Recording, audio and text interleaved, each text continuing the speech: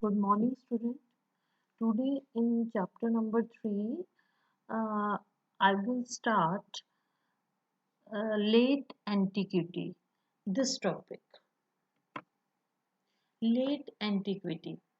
Late antiquity is the term used to describe the final fascinating period in the evolution and the breakup of the Roman Empire. That was a very attractive period of the Roman Empire, where in this period we see the evolution as well as the breakup of the Roman Empire. Both things we see in this period. And this period is referred to the from 4th to 7th century. The period saw considerable changes in cultural, economic, and administrative levels. Now the changes affected by the Emperor Diocletian in administration. The Emperor Diocletian abandoned the territories with little strategies and economic importance. He did these changes. Then he fortified the frontiers. He made the forts and then recognized provincial boundaries and separated the civilian from the military functions. He separated the civilian, the common people from the military people. So here he divided the common people and the military people. He granted the greater autonomy to the military or power to the military commanders who became very powerful.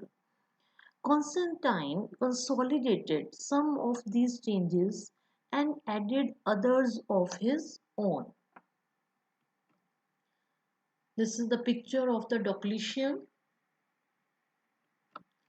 Now, the innovation of Constantine.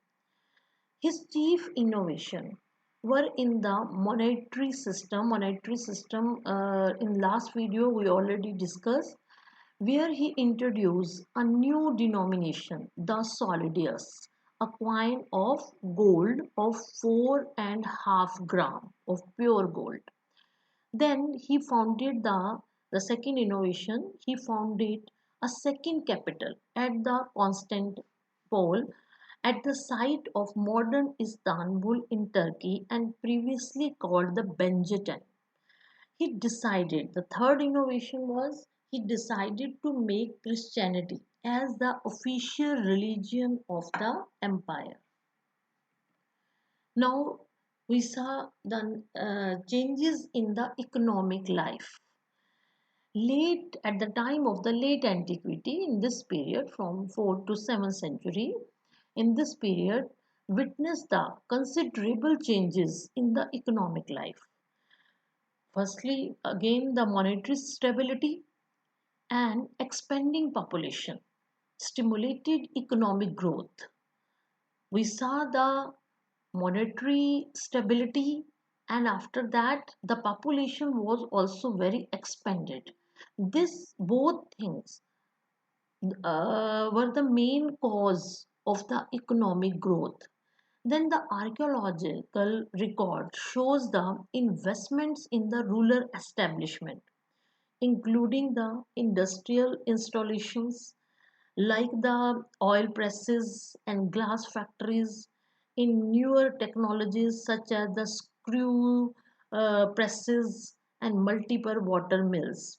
All these factories uh, they established in the rural area. The period also saw a revival of the long distance trade. All this led to the strong urban prosperity. Now, the changes in the religious life, the third innovation, there were significant changes in the religious life. Emperor Constantine declared Christianity as official religion of the Roman Empire. This was the third innovation in the 4th century.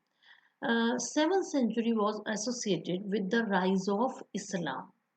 The traditional religious culture of the classical world, both Greek and Roman, had been polytheist. Now, what is the meaning of polytheist?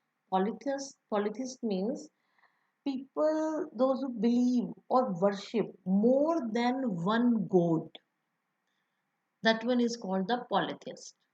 The other religion in the Roman this empire were Judaism and the Islam. So the Christianity, Judaism, and the Islam, all these religion was the people they were follow, and they had the faith in these religion. During the late antiquity period, the general prosperity was especially marked in the east. In the Eastern Roman Empire, population was still expanding till the 6th century. It means the eastern side of this Roman Empire was flourished. Meanwhile, the Western Roman Empire had fallen to the Germanic tribes, or these Germanic tribes people, they were attacked on the Western Roman part. Now, they again I'm telling you about the religion. They believed in the polytheism, more than one god, or then Jupiter, Juno, Minerva, Mars were their gods. They worshipped these gods in temples and shrines. Judaism also existed. The Christianization of the empire in the 4th and 5th century was a gradual and complex process. Powerful bishops led the churches.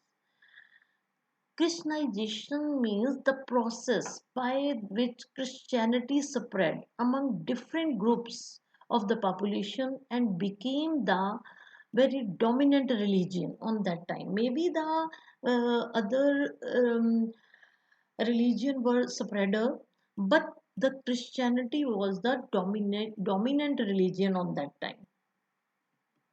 Now you see, this is the Jupiter god, Juno god, Mars god, and Minerva. Okay, student. Now the again the only last topic is left. That one is the fall of the Roman Empire, or the decline of the Roman Empire, which we will discuss in our last video of this chapter. Thank you.